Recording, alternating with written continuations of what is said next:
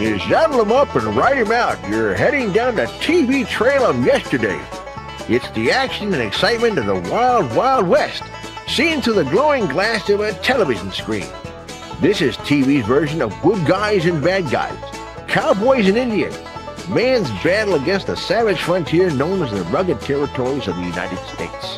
It's television from the days when Dad went to work and Mom stayed home to make dinner. Kids played with hula hoops and wore coonskin caps. It was a simpler time in a simpler world. So slap on your spurs and take hold of the reins. You're riding off to adventure with TV's greatest Western. American television in the 1950s was teeming with tales from the Old West. In 1952, Cowboy G-Men featured Russell Hayden and Jackie Coogan as government agents. Jock Mahoney and Dick Jones co-starred in the early 50s as a pair of daring do-gooders from the West in Range Rider. In 1957, Tris Coffin led 26 Men, a thrilling Western story about the Arizona Rangers. Trackdown followed the sleuthing of Texas Ranger Hobie Gilman and starred I Spy's Robert Culp and the Waltons' Ellen Corby. The Cisco Kid, along with his sidekick Pancho, was a long-running series that starred Duncan Ronaldo and Leo Carrillo. Production master Frederick Ziv showed great insight by shooting all 156 episodes in full color, years before it became a standard for TV. Right at the top of the list of TV's greatest westerns, Bonanza was a staple of the NBC network starting in 1959. Every week, America thrilled to the adventures of Ben Cartwright and his sons Adam, Hoss, and Little Joe at the Ponderosa Ranch. From the archives of TV's magic memories, we've selected these great episodes for your enjoyment. All part of TV's greatest westerns. Out of the blue of the western sky comes Sky King. Originally seen on NBC in 1951 and 1952, Sky King was a cowboy who used a stick and rudder instead of a saddle and spurs. Schuyler King ran the Flying Crown Ranch with his teenage niece Penny. Together, they patrolled the western skies in a Cessna 310C nicknamed Songbird, righting wrongs and jailing evildoers in the Arizona desert. Sky King lasted for years in reruns on the ABC and CBS networks. This episode, The Wild Man, features the giant-sized Buddy Bayer, who was brother of one-time heavyweight boxing champ Max Bayer and uncle of TV's Beverly Hillbillies Jethro, Max Bayer Jr. The wild man, named Turneau, is accused of stealing the payroll from a logging camp.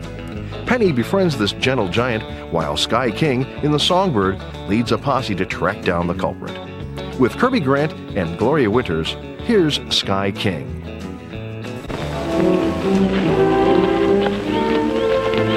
I don't think he's going to show, Penny. Oh, can't we wait just a few more minutes? We could, but I'm afraid those men up there won't. Mr. Larson, boys ain't going to go back to work until we get Turneau. And just standing around, you know, it's costing you lots of money. What do you say we go after him now? The sheriff's leading this posse. Yeah, well, he's right. Not till the sheriff gives the word. I'm sorry, Penny. It's not your fault. Now, we better start looking for him. Sheriff, something I want to show you before we go back. I dug this out of Charlie's car last night. Last night? But you might want to get a ballistic report on it. I'm afraid it won't tell us much of anything for a week or so, Sky. We just don't have any ballistic equipment in Pineville. Besides, we've got to find the wild man before we can check his equipment.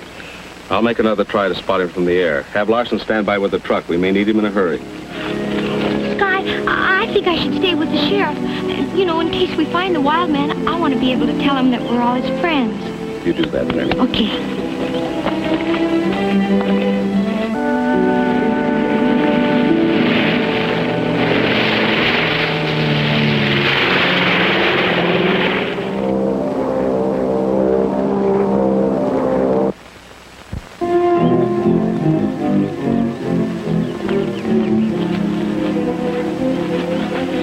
We'd have had him by this time if you hadn't wasted half of the day waiting for him to surrender. If you and your men hadn't been waving your guns around, he'd probably come on in. Sky King to Sheriff. Sky King to Sheriff. Come in, please. Go ahead, Sky. Over. I think I have him spotted. I'm going in for a better look.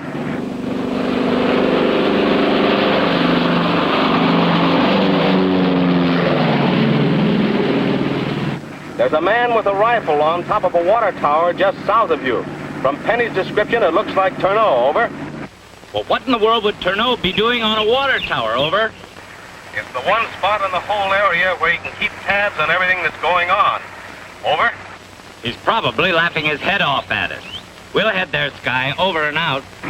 Roger. I'll keep circling. Songbird out. Come on, boys. We got him treed. Hey, Ben.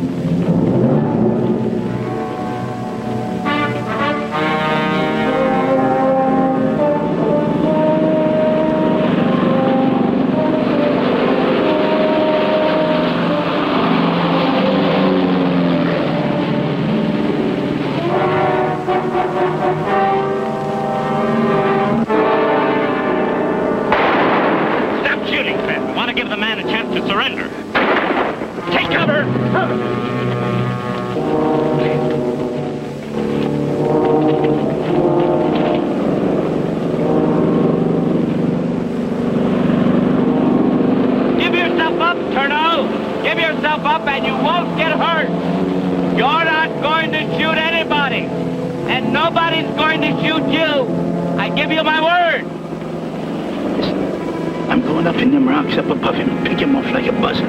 Surrender.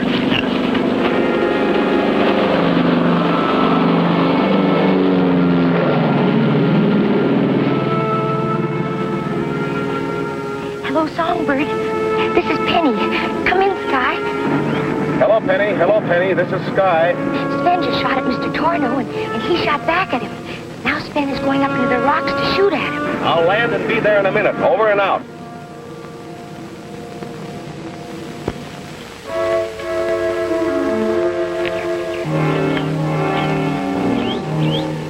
Sky King to Larson. Sky King to Larson. Come in, please. Larson, standing by. I'm landing in the large clearing near the water tower. Pick me up there. Over. I'll be waiting for you. Over and out. Roger. Songbird out.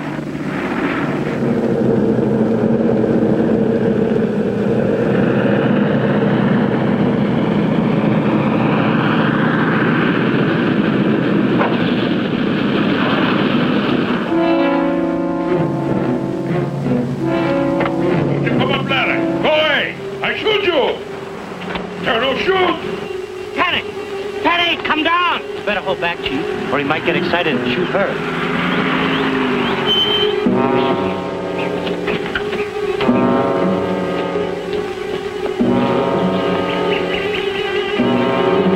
Sky, Penny, she's climbing the water tower. I didn't even see her leave here.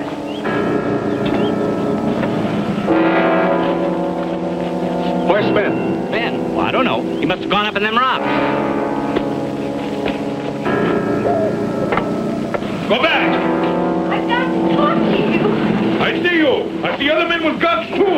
Please, I'm your friend. I'm a friend of your raccoons, too. I brought you milk, but you weren't there. I don't want to shoot you.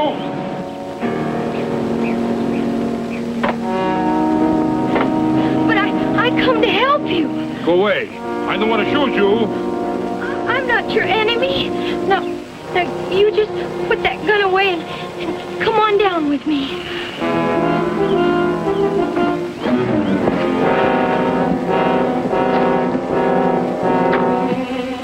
Uncle Sky won't let anyone fire at you. All he wants to do is to talk to you and ask you a few questions.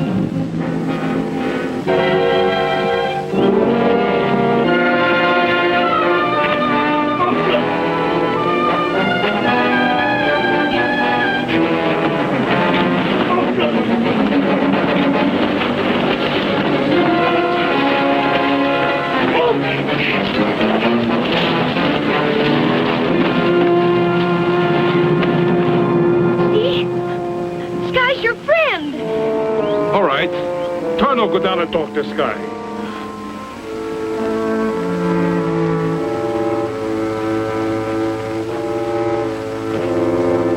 All right, Turneau. Give me your rifle. No. Throw it on the ground. I talked to Sky King first. Please let him. I promised. She told me you my friend. You help me fight enemy. All they wanted the answers to a few questions. Turneau, not no answer to many questions. I think that rifle of yours will furnish us all the answers we need, if you'll trust me with it.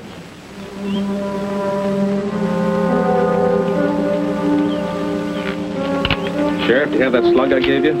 Yes, got it.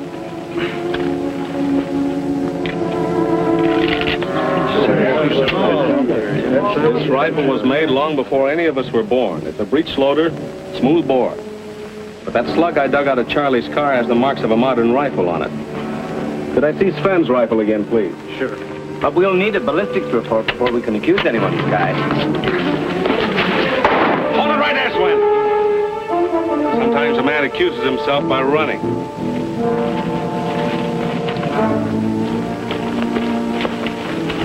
I'll give you a lift in the truck, Ben. And maybe on the way to the county jail, you'll tell me where you've got that payroll hidden. I'll take Turner's rifle. Now, Turner, get guns back? Yes. But you've got to quit shooting at the loggers. It's their job to cut the trees. But the trees are home to Turner's friends. Here you are. I'll work out something with Larson, so his men don't cut the trees your friends live in. Oh, good. Good.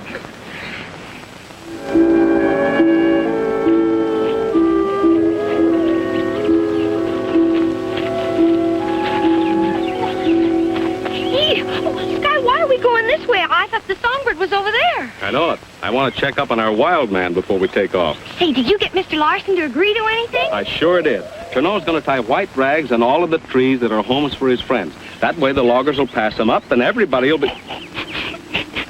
What's so funny? Look.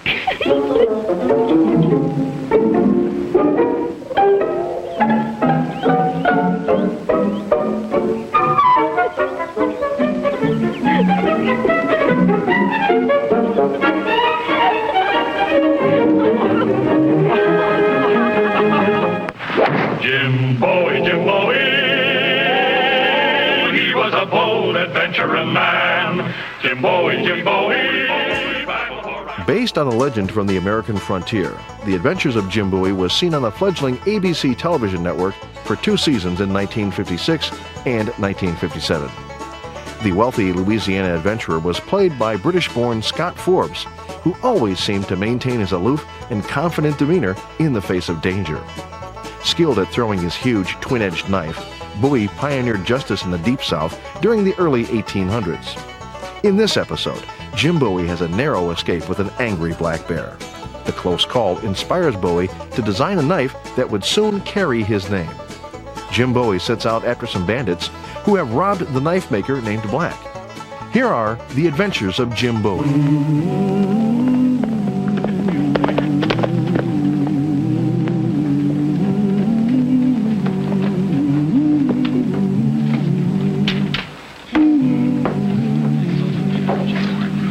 Black? Yeah, I saw him. He was beat up and robbed. He couldn't do any work, that's why I come back here. Give me a room for the night, will you, Yancey? Sure, just sign the book and give me $1. Oh, better make it $2. I paid the doc for you, remember? All right. You take care of my horse, will you? 50 cents more. There you are, that suit you? Well, don't get mad about it. Everybody has to sign. You look like you can't read. I can read all right, don't worry. I want you to put the rest of this gold in the safe for me. I ain't got a safe. It was stolen. Oh, well, give me a room with a good strong lock on the door. Ain't got no keys. One by one, they just come up missing. This is a fine hotel. You make it easy for thieves, don't you? Well, if you're so scared of getting robbed, just shove your bed against the door. Oh, that's not good enough. Give me a hammer and some nails. I'll nail the door up. You shouldn't carry so much money anyways. Well, I have to till I get to the bank in Opelousas. Here, nail yourself a number 6 down the hall. Number 6 got a window? One of my best rooms. Plenty of fresh air. Good. Fresh air is one thing I like. Good night. Good night.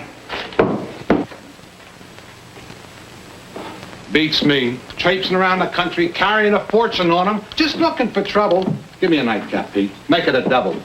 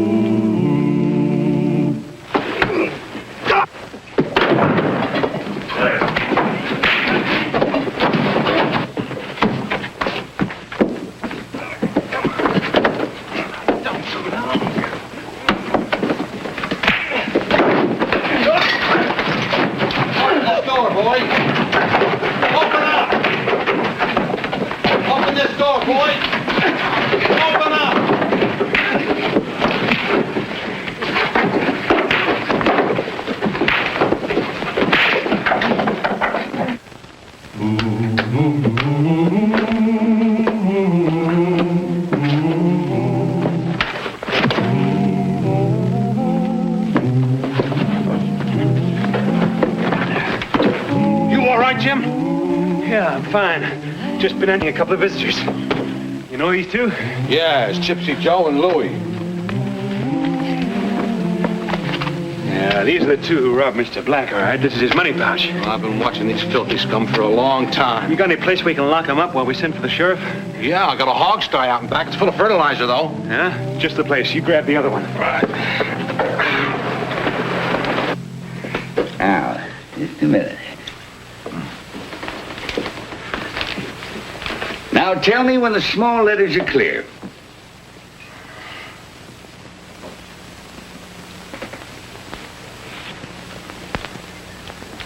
Yes, now they are. I-O-E-T-C-E. I tell you, Sam. I don't blame you for grinning, Jim. Looks like you're going to get your knife. Oh, I wasn't grinning at that. You know, you need 2 pairs, Mr. Black. Oh? Yeah, one for close work, one to hand on, and another pair for distance. Mr. Black, can you identify these 2 gentlemen here at the county? Of course I can. That's my old friend Yancey and Jim Bowie.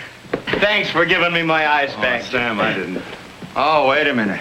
You're all blurred. My close glasses, if you please, Mrs. Black. Yeah. Oh, thanks again, Jim. Nice to see you, Yancey. How about this?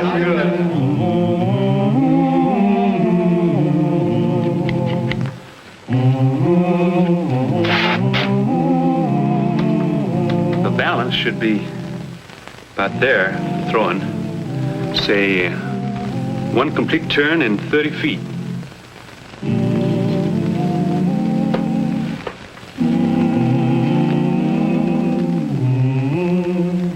Light the forge, Jim. Yes, sir.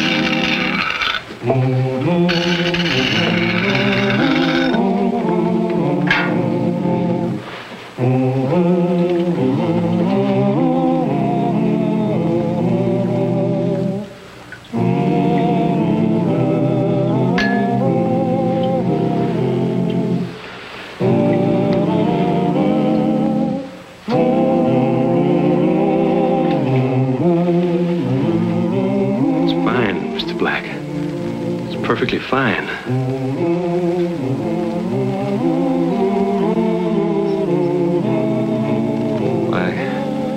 I never seen a piece of steel as fine as this in my whole life. There's a lot of gratitude in that blade, Jim. Come on outside. I want you to throw it. Huh? Come on, come on. Yeah, it's all right. Now, come here, Jim. That tree right... Uh-oh. Mrs. Black, please. Thank you. Yeah. That tree right there is about 30 feet. Go ahead and throw it. It's such a beautiful thing. I hate to risk it. Oh, it won't break. You sure? I'm sure. Go ahead. All right.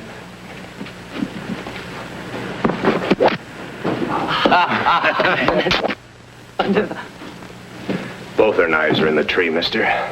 Now we're even. It's Gypsy Joe and Louie. They broke out. Joe, your quarrel's with the sheriff. My quarrel's with him, Yancey. I got a welt in the back of my head to prove it.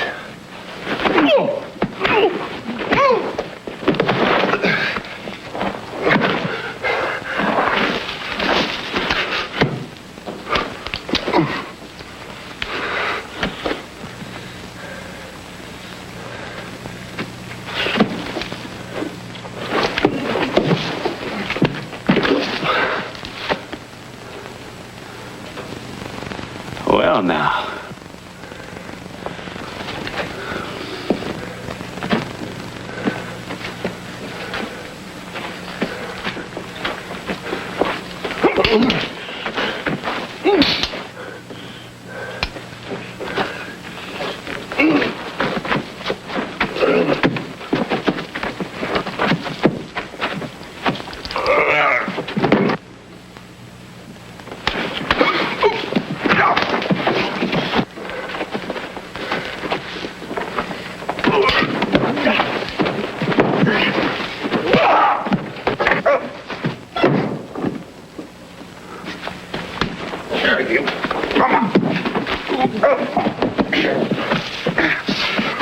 Take that, Yancey. Come on, you two. Back to the hog stand.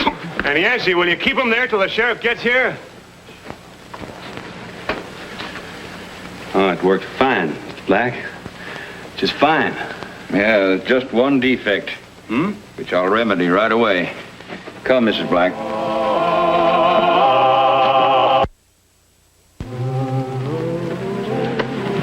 Here you are, Jim. Hey, put a strip of brass along the back. Yes, the brass is softer than steel. Catch your opponent's knife and his blade won't slip off so easily. My opponent's? Mr. Black, I didn't want this knife for fighting men. Jim, there are men in this world who are more savage than beasts. Use this wisely and may it always protect you. Thank you. I made this for it, James. Well, thank you, Miss Black. Thank you both very much. Take care of yourself, Jim. I will. Goodbye. Give my regards to your mother.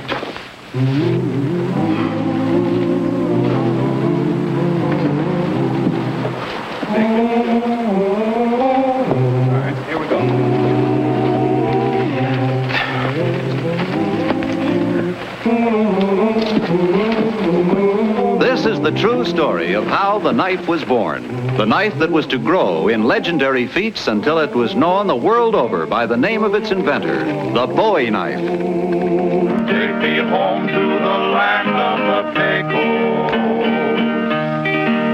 Near that stream, let me dream neath the sky.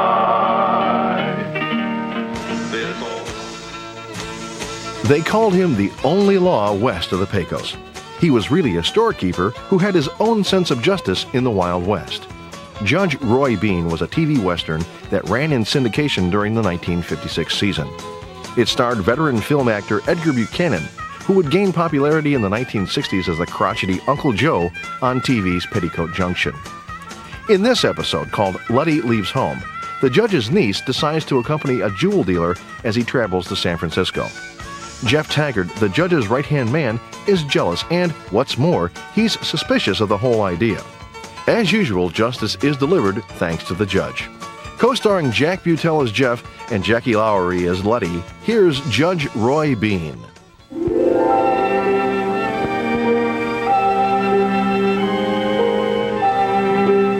You're just a big tomboy. And I suppose you're a big man of the world, with hay in your hair. Well, I'm not letting some slicker fill me full of hot air about the big city. Maybe I liked what he said.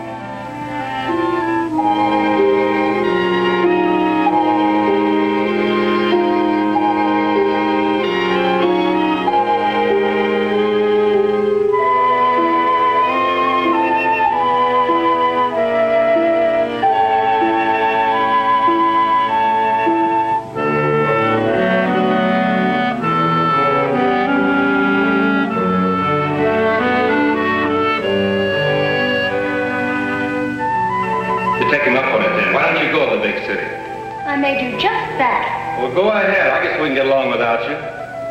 I dare you. You take that back, Jeff Taggart. I said it and I meant it. I dare you. I dare you.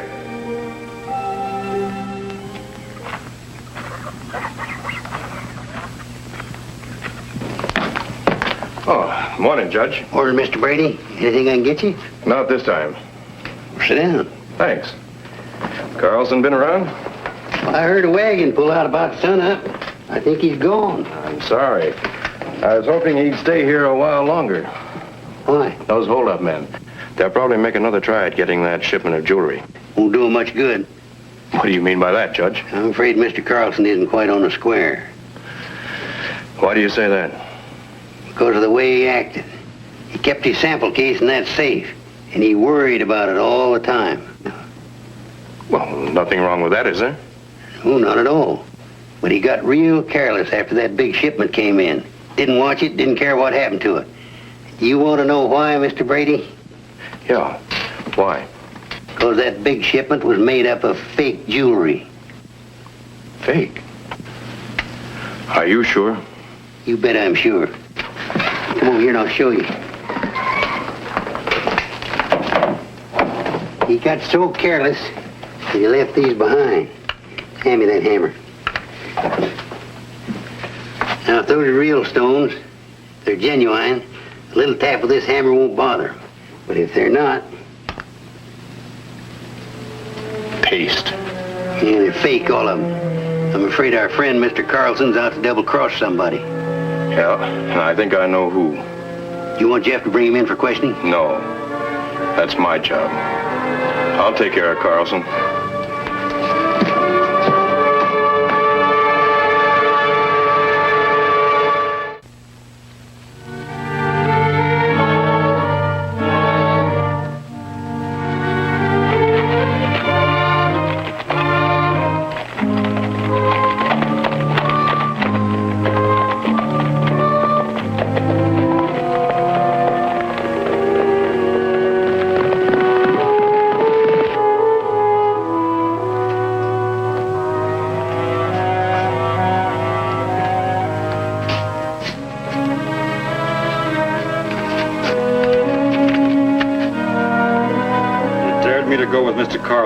So I've gone. Letty. Judge! Letty's gone. She left with the jeweler. She left this. It's all my fault. Your fault? Yeah, I made fun of her last night. I'm going after her. Both go.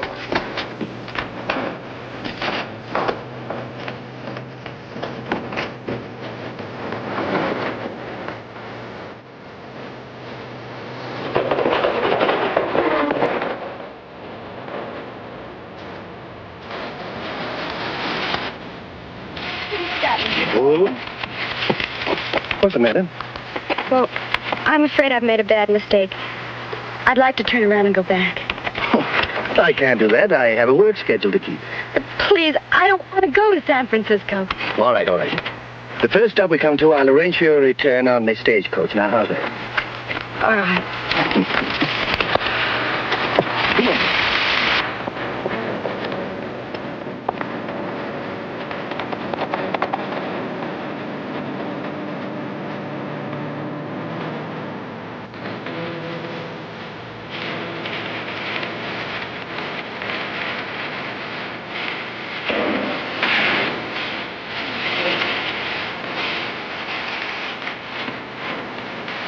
I'll take that box you're carrying with you. There's nothing but fake jewelry in that box. Mr. Brady! You thought you were going to make fools out of us, didn't you? But there's real stuff in that sample case of yours. Hand it over, Carlson. Sure. Get his sample case, Trico. All right, just a minute. You should have stayed out of this, Miss Bean. You're nothing but a thief and a killer. Well, I guess we'll have to do something about you. Trigo, you drive the buckboard and follow me.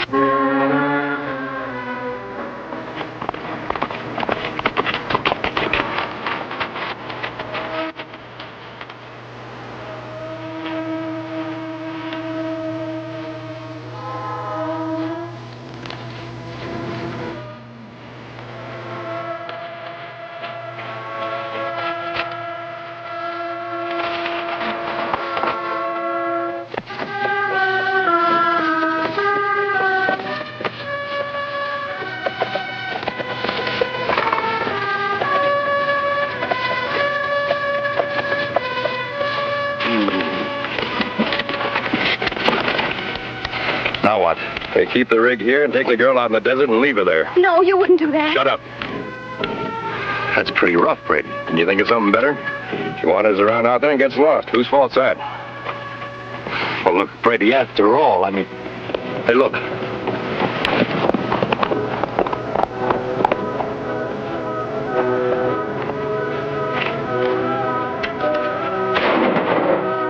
Take care of the girl.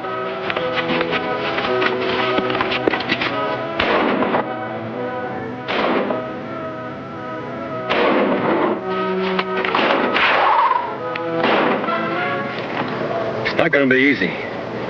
Not with Letty down there. Hey, Jeff. Remember that trick we played on Prescott? I get it.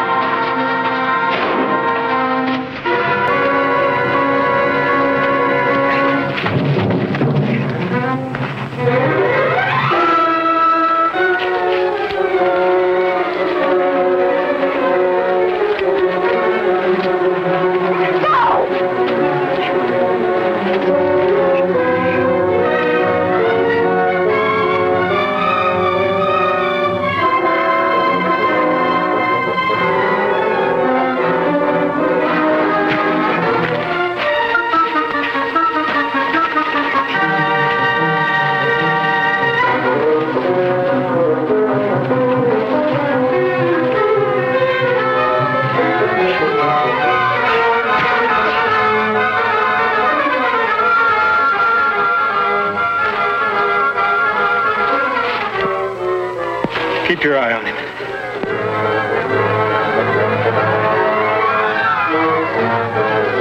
You in down there? This is Judge Bean. Go on back to your store, Judge.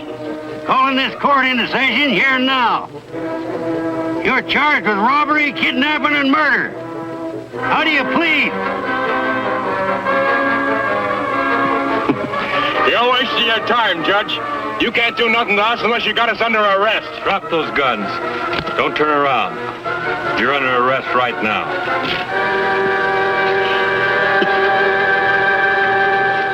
Well, Eddie, you ready to go home? Oh, I sure am. Climb up, then. Maybe you'd better give her a hand, Jeff. Give her a hand. Madam, your carriage is ready. Why, thank you, sir.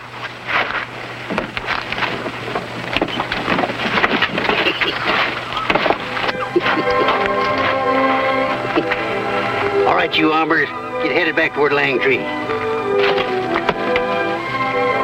Up.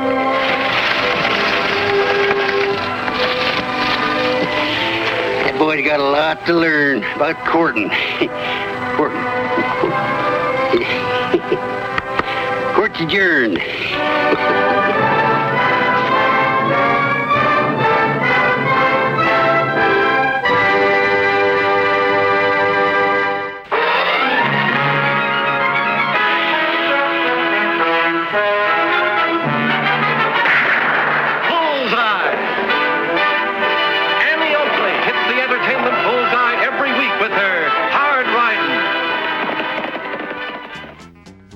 Of course, there were cowgirls as well as cowboys in the Old West. More than 80 episodes of Annie Oakley, produced by Gene Autry's Flying A production company, were syndicated in the early and mid-1950s.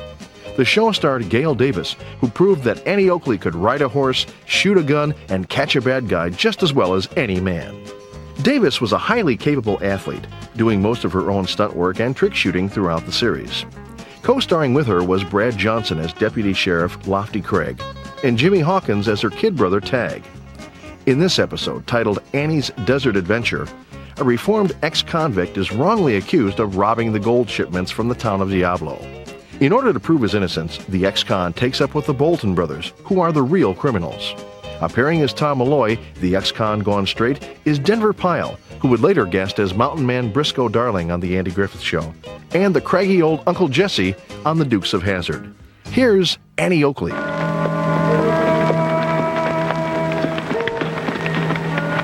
Well, did you get all the stuff? I sure did. I got some information, too. You know that Tom Malloy you taking the horse off of?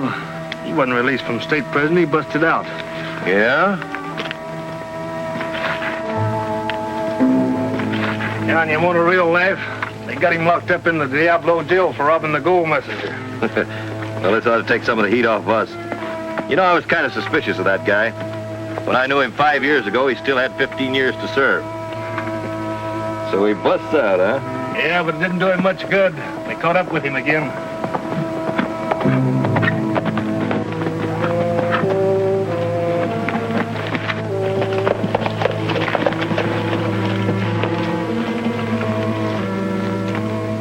Howdy. Wonder if I could hit you up for a little grub. I got money to pay for it. Well, if it isn't Tom Malloy. You made a mistake, stranger. My name is Smith. Cut it out, Tom. I'm Dan Bolton. Remember me? Well, I'll be dogged if it ain't. Dan Bolton, how are you? This is my brother, Jim. Hello, Jim. Howdy. I heard they had you locked up in the Diablo jail. You don't think I'm going to let any two-bit jail hold me after breaking out of state prison, do you? Nice, quiet layout you got here. Maybe we can do a little business. Yeah, what kind of business? Like I say, I got a little money and need a place to hide out. Sure, why not? Wait a minute, Dan, are you crazy? They're looking for this guy. Tom's an old friend. You don't think I'd turn down an old friend, do you? Take care of your horse back at the corral there, Tom. We'll rustle up some grub. What's the idea of letting an escaped convict hold up here? He's going to get us into a mess of trouble. Take it easy. We can use this guy. He's one of the best safe experts in the country. And with what we've got on him, he'll have to do anything we say. Well, I still don't like it. Jim, we've got a pretty good setup here, Tom, if you'd like to string along with us. Nah, I don't know anything about mining. It isn't hard to learn the way we do it. What do you mean? Shut up. You talk too much. Tom's okay. Stop worrying about him, Jim. What's the deal? Well, we've got a gold mine, see? Well, there isn't any gold in it. Two clays. So? Some of the mines around here got lots of gold. They ship the concentrate down to the railroad station. But on the way, they're relieved of it. I'm beginning to understand. Gold concentrate isn't easy to get rid of. That is, unless you've got a gold mine yourself. Then it's easy. It just comes out of your own mine. Pretty smart. I wouldn't mind being in on a deal like that. You never could learn to keep your mouth shut, Dan. That's why you had to spend 5 years of your life in the pen. Relax, Jim, relax. So what's your idea? Well, when Jim went into town this morning, he found out there's another shipment going out early tomorrow morning, right after daylight. Being Sunday, they don't figure to be bothered, right? That's right. We can knock them over in Sidewinder Pass. They won't be expecting us there. Sounds okay. Count me in. Well, it means an early start. Better turn in. In here? Night. Good night. Night.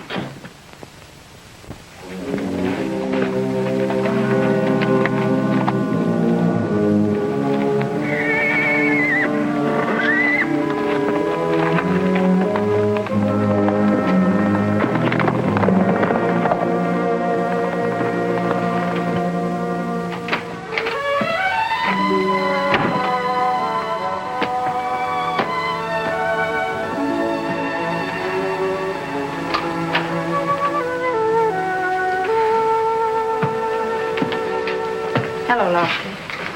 Hello, Annie. I've got a pot of coffee on the stove.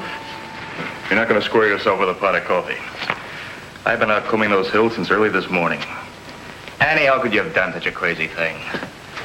What's your uncle going to say? Well, if it works out the way I think it's going to, he'll say I'm pretty smart. Want to hear about it? No, but I'll have the coffee.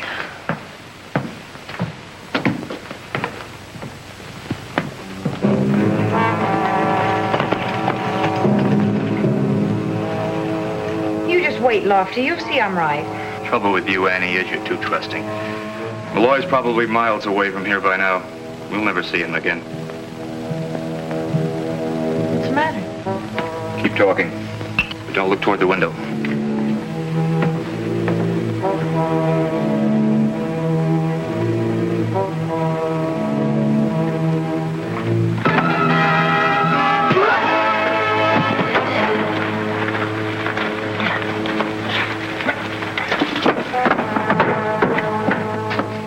Tom. sorry, ma'am. What were you doing out there? Waiting for her to be alone so I could come in and talk to her. What happened, Tom? Well, I went up to the Boltons, all right. Well, did you get the warden's letter? I couldn't find my horse or my saddlebags. Still sounds fishy to me. I don't blame you for that. You've been right all along, Miss Annie. They're your men, all right. You mean they've been pulling these holdups? Every last one of them. Not only that, but they got another one planned for tomorrow morning. Well, I'll go up and bring them in. No, wait a minute, Locke. You haven't got any evidence yet. You've got to catch them in the act. Yeah, that's right. You know where they're going to hold this messenger up? At a place called Sidewinder Pass.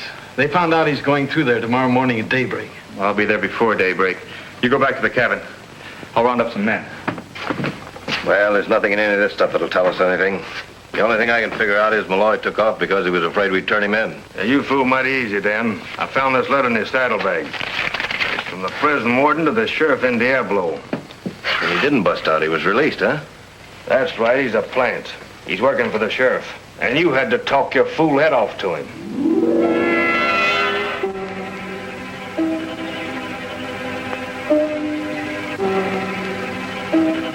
They ought to have been here by now, Lofty. You don't reckon that Malloy double-crossed you? No, I don't think so. Well, they might have got the messenger farther up. No, they couldn't have. Got the road covered all the way to the mine. Well, maybe they'll be along. This way, Tom. Are we going to Sidewinder Pass? It's that way. We changed our plans. Yeah, we forgot to tell you. We're going to knock over the bank in Diablo. But it's Sunday. Won't that be closed? Yeah, we figured on that. But you're pretty good at cracking safes. We got everything you'll need right here.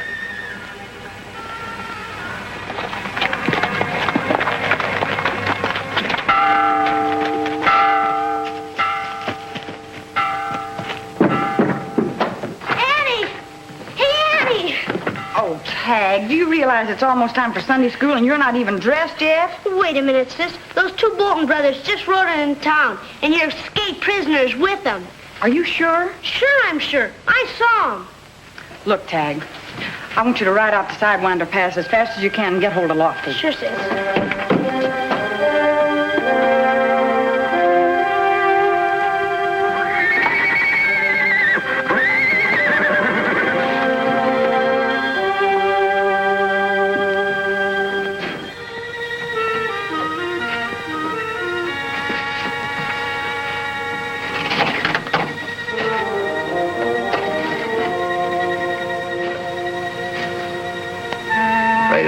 All set. You'll be taking care of when this thing blows. Then when this thing goes off, the whole town's here. We gotta be ready to make a fast getaway. Yeah, you go out and get the horses and bring them around the front. Wait there.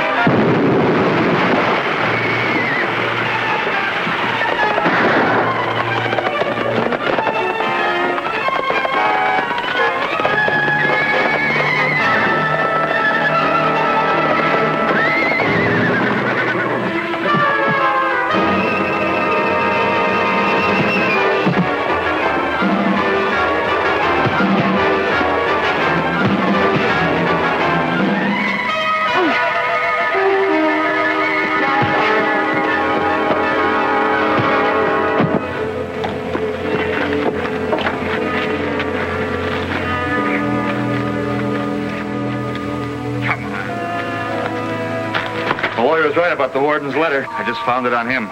Come on. Hey, Annie, I met Lofty right out at the edge of town. Good work, Tag. Now hurry along and get dressed or Sunday school's going to be over. Go on.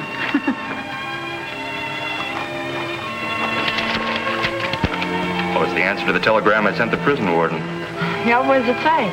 Listen, and if you need a new deputy to send to Red Rock District, believe Tom Malloy would be a good man for the job. That telegram came a little bit late, didn't it?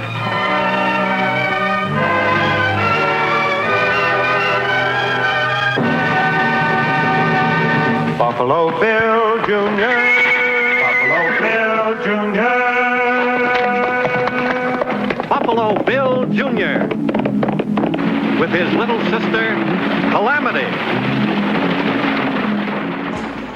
Another syndicated program from Gene Autry's Flying A production company was 1955's Buffalo Bill Jr. Orphaned in a wagon train massacre, Bill and his sister Calamity were adopted by Judge Ben Wiley. Buffalo Bill Jr. starred Dick Jones and Nancy Gilbert as Bill and Calamity, and Harry Cheshire as their legal guardian. While there was no connection between the character of Buffalo Bill Jr. and the famous frontier scout Buffalo Bill Cody, the name made for a strong and obvious Western theme. This episode, titled Fight for Geronimo, is the very first in the series. It finds the infamous chief of the Apaches captured and on his way to a federal prison. A government Indian agent plans to fake Geronimo's escape, then collect the reward money upon his supposed recapture. Bill and Calamity get wind of the plan, and Judge Wiley puts them in jail under protective custody. Somehow, they have to thwart the plot to kidnap Geronimo. It's interesting to note that not all Native Americans were depicted in the 1950s by Hollywood as fearsome savages. A friendly tribe plays an important part in foiling the diabolical abduction of Geronimo, aided by the brave leadership of Buffalo Bill Jr.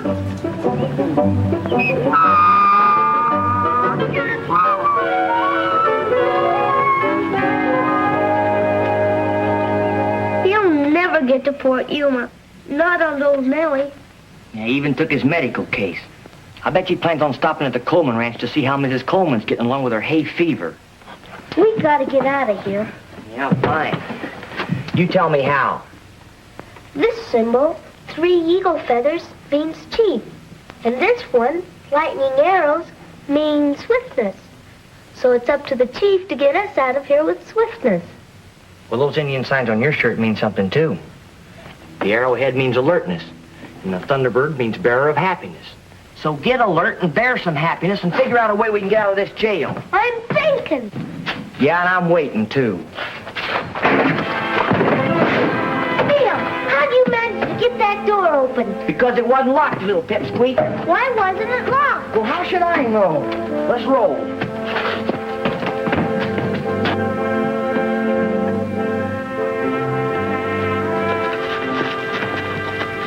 Saddle up. Ride straight to the Indian reservation and get your friend Jaquila, and we'll all meet at San Pedro Siding.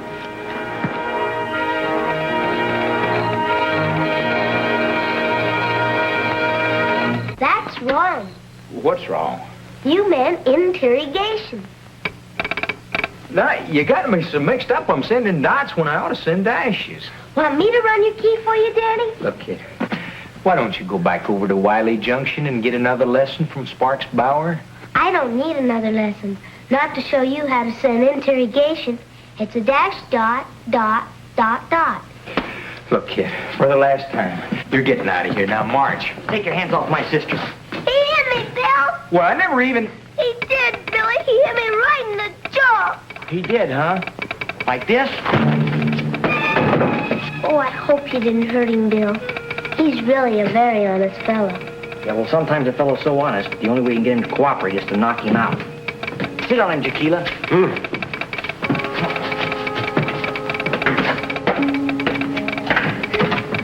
What's that thing saying? Special train still runs on military code. That means Geronimo's still on it. What time will he get to Coyote Canyon? Mid-morning. There's another train running ahead of it. A mail train. Only 2 cars. Shall we use that one? If you really know how to run that thing, now's your chance to prove it, sis. Contact the colonel at Fort Yuma.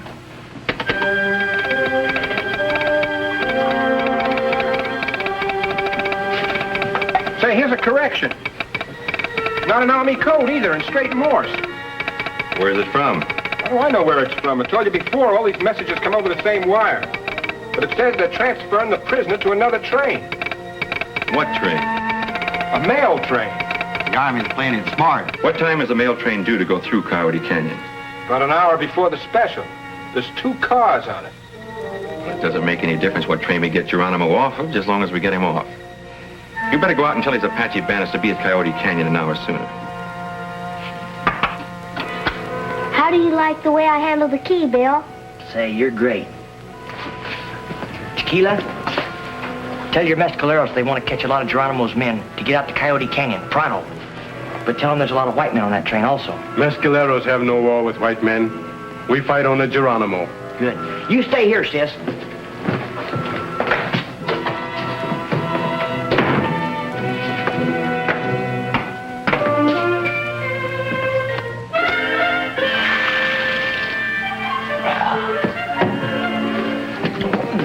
Did I miss anything on the wires?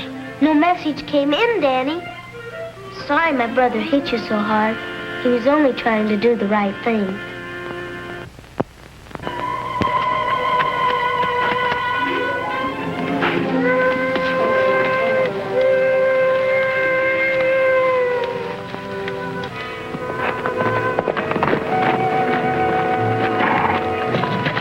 What are you doing here? I followed Jed Ford from Wally Junction last night.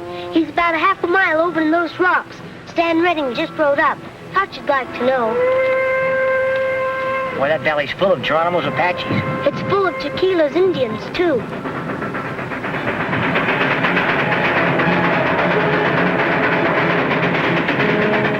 Those men on the train, I wish there was some way we could warn them of the attack. There is a way. Who's that shooting? There goes our Indians.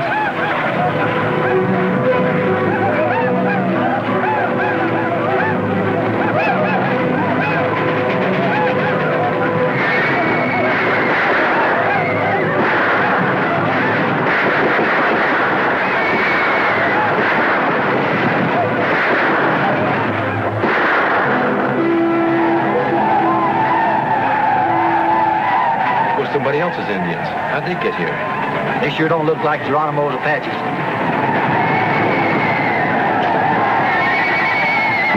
Shooting at Geronimo's Apaches.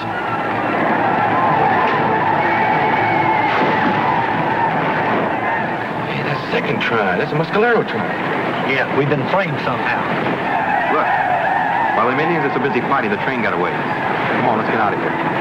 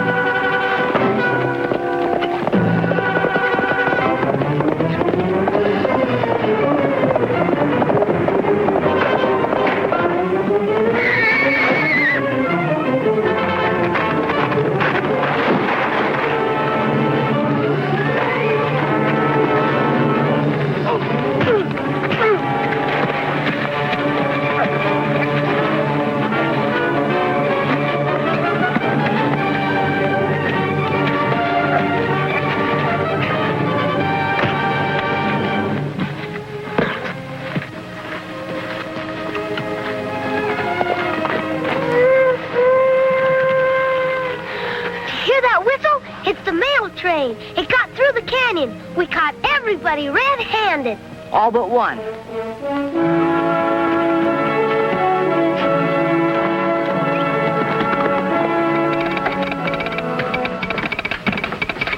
This time my sister's not here to take lessons, Spark. She's here to give one. You can't believe everything you hear on that Morse key, Mr. Bauer.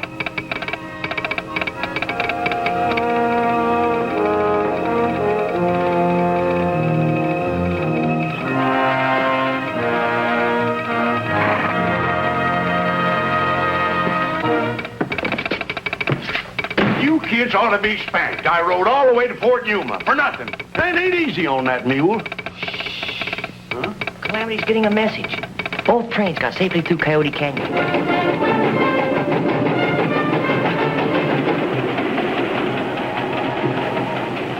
You'll be in Florida in that nice, cool federal prison, Chief. While us troopers out at Fort Yuma sweat out the summer on a hot army post. Be sure to write us a postcard, Mr. Geronimo.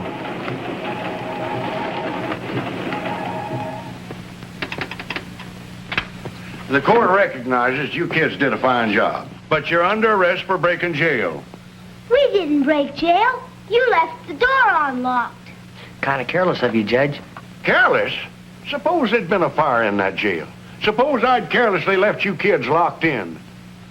You get 10 days each for finding out that door wasn't locked. 10 days? In jail? Well, sentence suspended. Let's go home, kids. I didn't get to finish my ironing.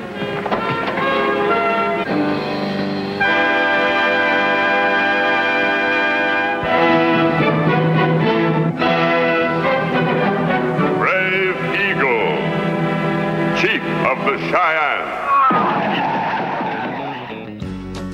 It was certainly not the norm in the 1950s to find American Indians portrayed on TV as an intelligent, kind, and protective people.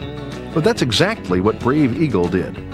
Appearing on the CBS network in the mid-1950s, Brave Eagle showed the Old West from the viewpoint of the Native American. The Roy Rogers-produced program starred Keith Larson, a former tennis pro and a staple of Western B movies, as the chief of a Cheyenne tribe. It co-starred Kina Numkina as Brave Eagle's adopted son and Kim Winona as the beautiful Morning Star. It also featured comedy relief from Burt Wheeler, who played the wisecracking Smokey Joe. Wheeler was half of the popular vaudeville and movie comedy team of Wheeler and Woolsey. Despite the pacifist attitude of Brave Eagle, the show's opening curiously features pounding horse hooves and war cries from seemingly bloodthirsty Indians who surround a wagon train in a hail of gunfire. This episode, called The Code of a Chief, opens with Brave Eagle signing a peace treaty with Captain Worth of the United States Army. An evil stage actor named Lomax has claim-jumped Mitchell's gold mine and framed Brave Eagle, making it appear that he has broken the truce. Lomax shoots Worth with one of Brave Eagle's arrows, further framing the Indian leader. It's up to the Cheyenne chief to prove his innocence and preserve the honor of his tribe. Here's Brave Eagle.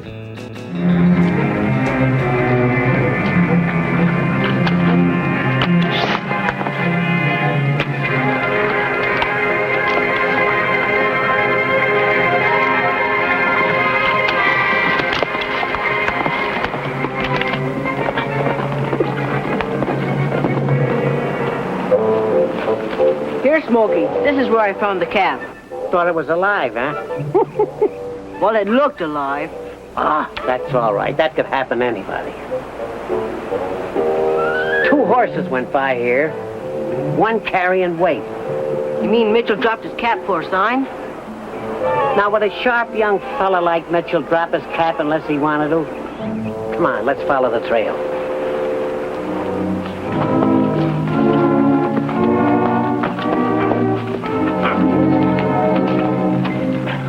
Are you crazy?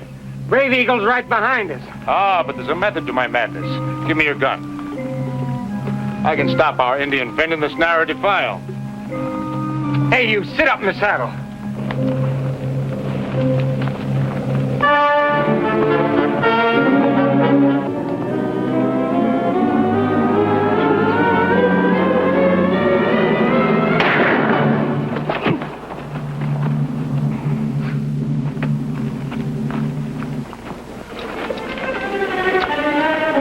So much for the Cheyenne chief.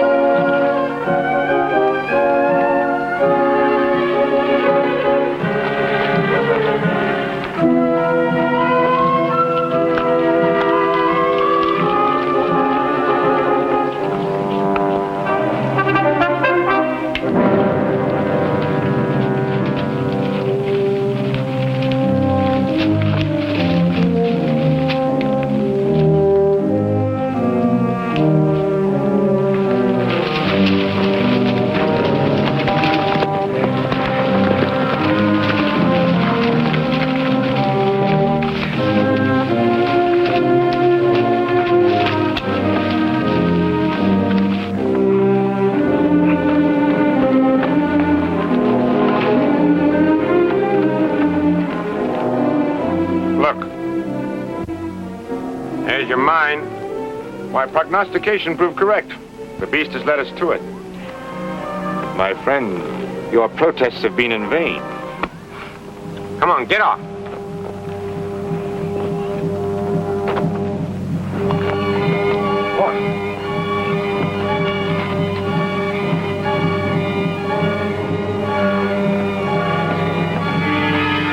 Smokey, look!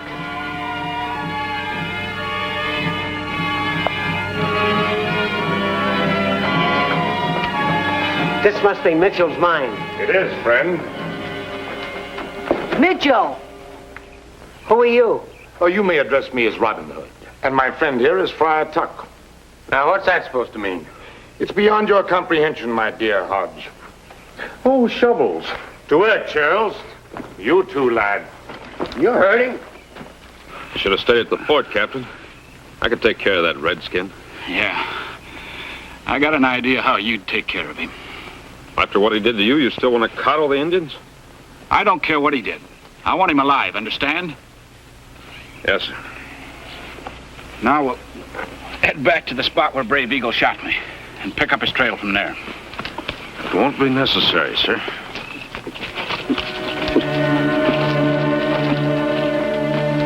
Put up your gun.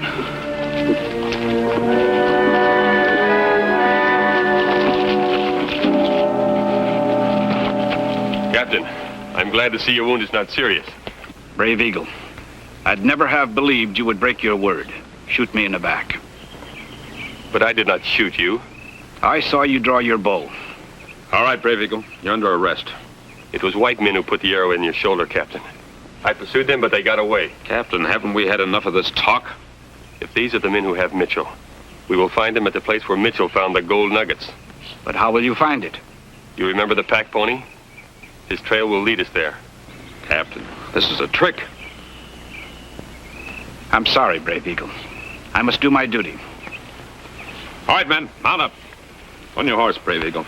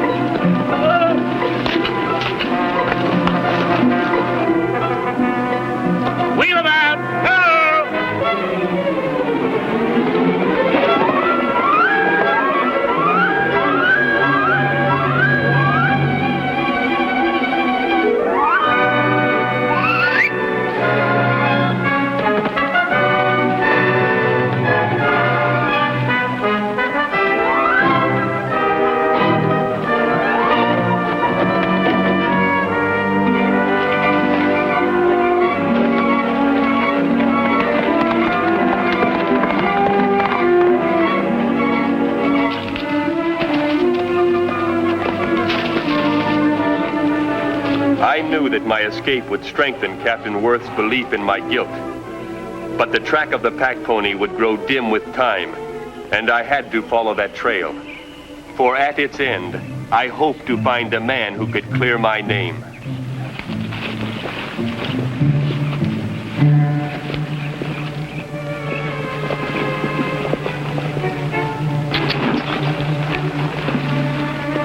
Brave Eagle.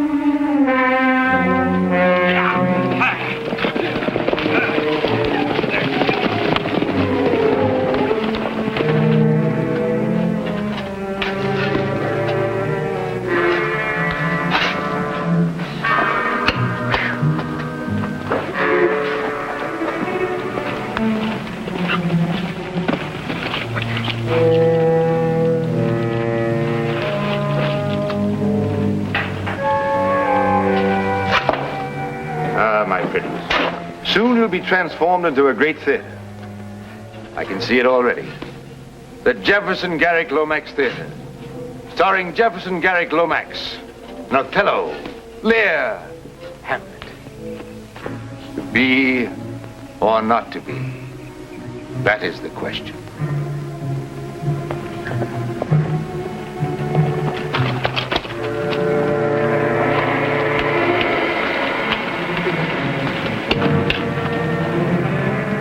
get him. Wait, Fleming. If Brave Eagle abandoned his horse, he had a reason. Go in carefully.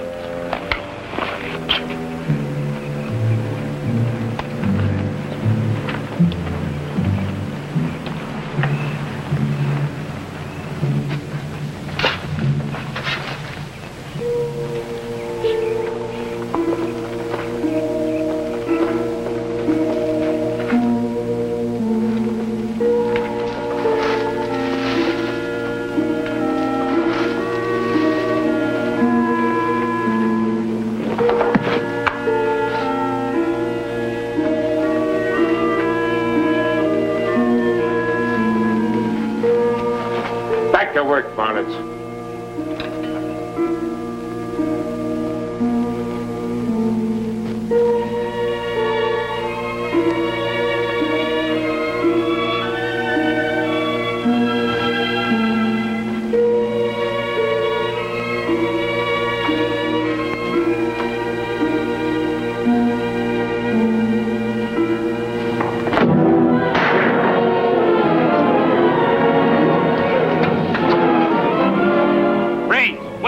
Follow me.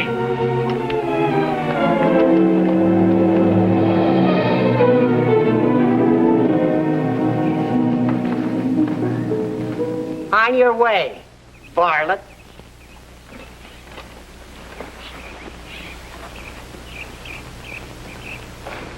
Brave Eagle saved my life. The Great Spirit commands his children to help one another. What did I tell you, Brave Eagle? This young sprout will make an officer and a gentleman yet. Ah, the military, the symbol of authority. Come to put an end to my rascally ways. Oh, would that this too solid flesh would melt, thaw, and resolve itself into a dew. 'Tis just as well. Hodge, the way of the transgressor is hard indeed. Lieutenant, take your prisoners in. Yes, sir.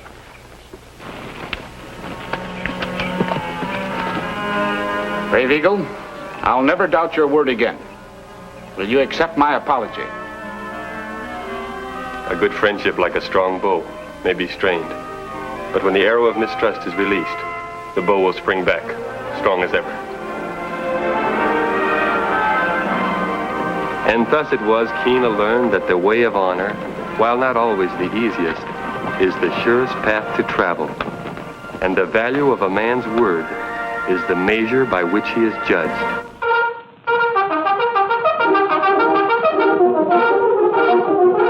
The Lone Ranger.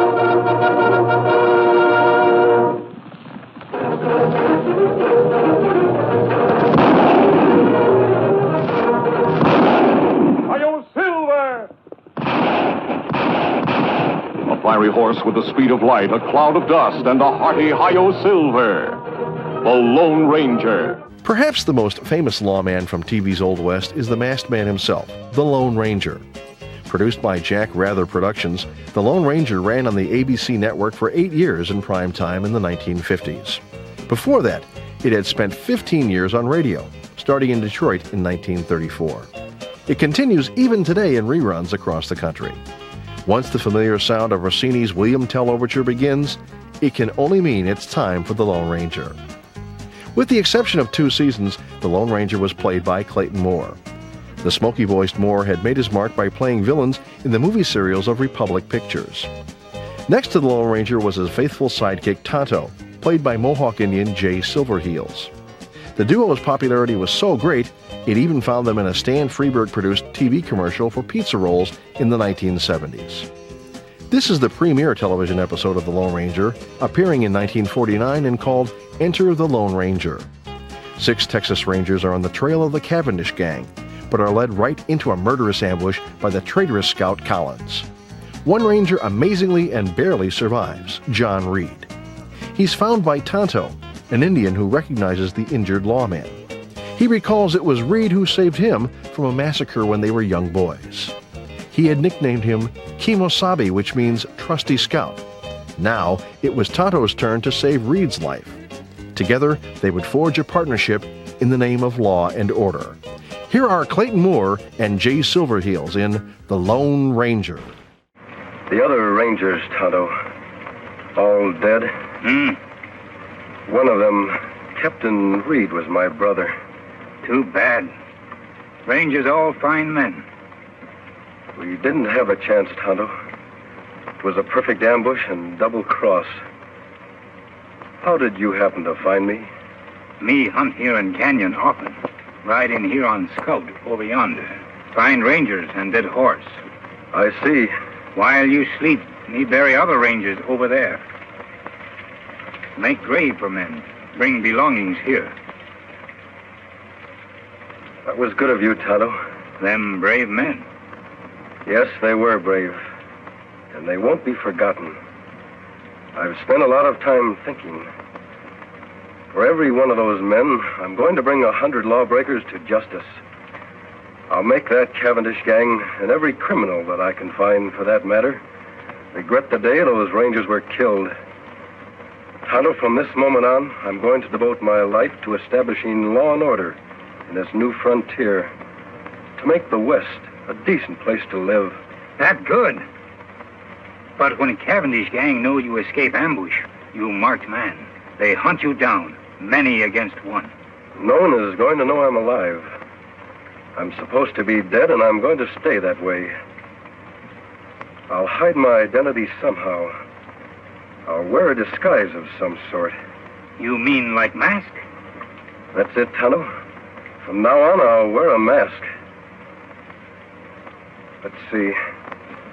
There ought to be some material here I can use. Here.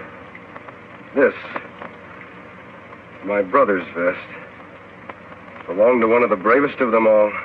Me help, Kimosabe. You rest now. All right, Tonto. Thanks.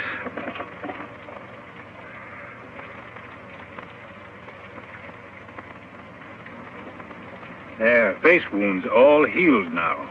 Let me have the mask.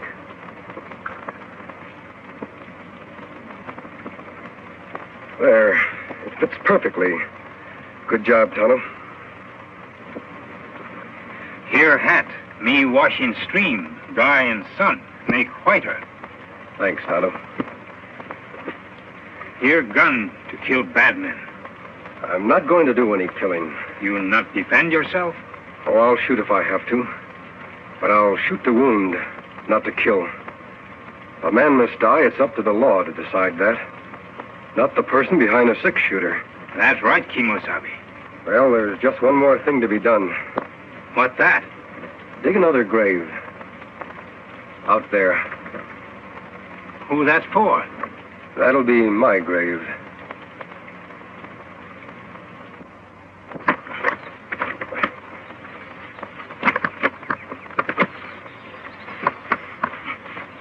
There, just like others. That's good. Only you, Tonto, know I'm alive. To the world, I'll be buried here, beside my brother and my friends, forever. You all alone now, last man. You are a Lone Ranger. Yes, Tonto, I am a Lone Ranger. Kimosabe, me help you fight outlaw. But, Tonto, don't you have a family? Anyone? No, me lone like you. Me want law here, too, for all. All right, Tonto. You'll be a lot of help. We'll ride together. Me glad, Kimosabe. Me fight good for you. Take cover, Tonto. That's Collins, the man that led us into ambush. Why him shoot? Undoubtedly, he's after your horse. Collins must have been deserted by the outlaws. He's probably been making his way to that vantage point for some time now. Why him go there, Kimosabe? He knows the only way to get Scout is to kill us. He is well protected up there. What we do now? I'm going to keep him back under cover while you make a run for Scout. Take Scout into the cave. Collins won't be able to see you from there. Me do. I'll follow Tonto as soon as you're safe. All right, run!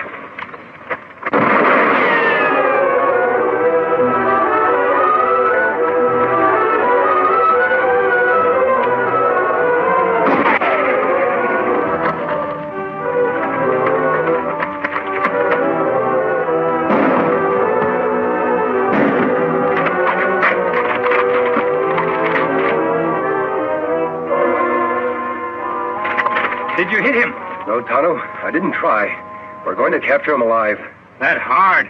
Him in good spot. Yes, but I have an idea how we can do it. You start up the cliff on that side.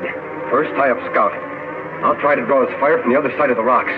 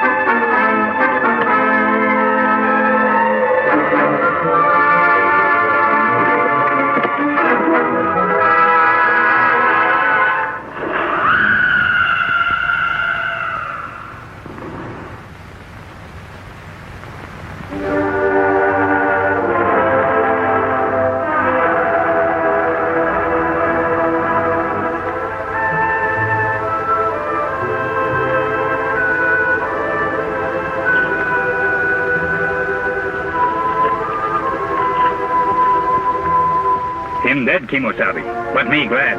Him deserve to die. No, Tonto. No one should have his life end like this. Better him dead. Like White Parsons say, this act of providence. Now no one know you still live. Yes, that is true. A strange act of providence has protected my secret. Me dig grave for him. All right. I'll get Scout ready for travel. Hi-yo, Silver! The trail for TV's greatest westerns wasn't always a smooth one. More of TV's greatest westerns.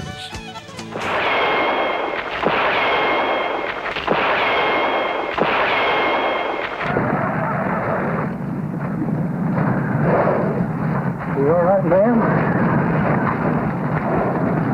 Chester, he...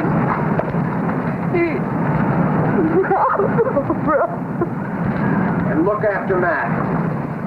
And look back at her. Where's my horse? Right back.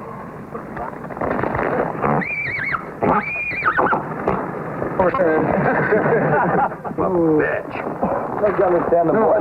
Oh, my God. What the hell is with this? Whoa. Whoa. That bitch wouldn't even make good soap. Whoa. You'd probably get a rash, you know?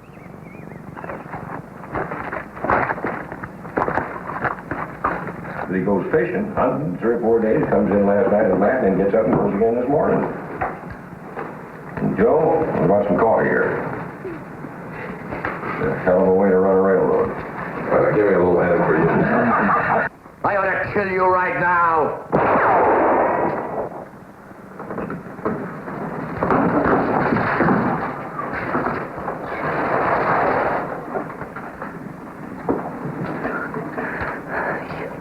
You killed him.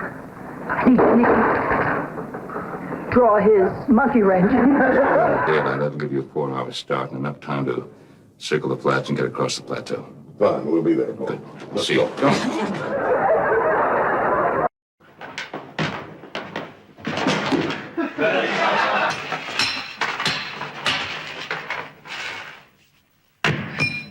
son of a... That is a cut, isn't it? Yeah, that's a cut. Yeah. Background. Action. That burn, you sure do smell good. Yeah, sorry, I can't say the same about you. Well, spending all day long wagon load of hides, you can't... Oh, Jesus, I wish I had a bullet. No, the Widow Cumberland. I knew it. There you go. Look, I said the Widow Cumberland. Okay, I know at least 9, including Lane, what the hell ever her name is. How was this thing? Don't make sense to me, kid. Cut. Okay. Oh, Jesus.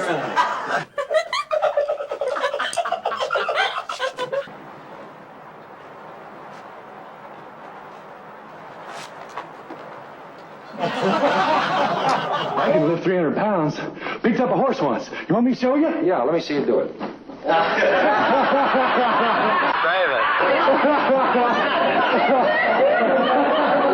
Your fork and get it there and push it down into the meat so that you got a good hold to it, and then just run your knife down. That's all you have to do, kind of sawing away there. Yeah, that's you're doing fine there. I mean, am I? Oh, we're dead. See, I got a mouthful too. Well, Marshal, I want to thank you for all your help. Sure. And by the way, them credentials I give you, I might have need of them. Oh, yeah. Sure. Lots of I got it. I'll have them, Joe. You already got them, Dudley.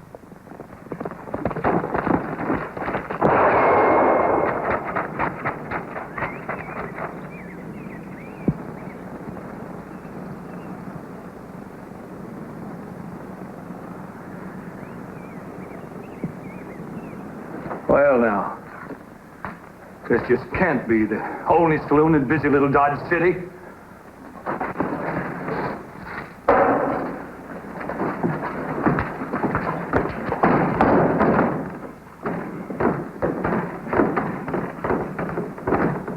Got it. You didn't pay for your drink! Okay, go ahead. If I start hollering, just hit me with a piece of wood or something. You might want to start hollering, Marshal, but I'll bet you don't.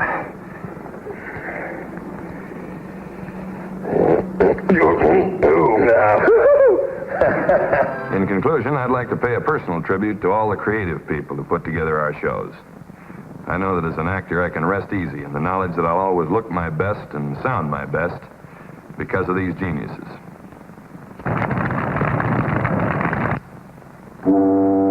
These men are the magicians of the cutting room. I trust them explicitly with the character of Matt Dillon. These behind-the-scenes craftsmen are the unsung heroes of our industry.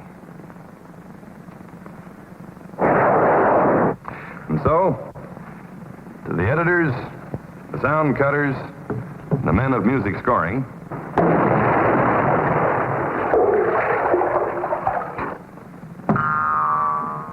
and to you CBS affiliates, a toast.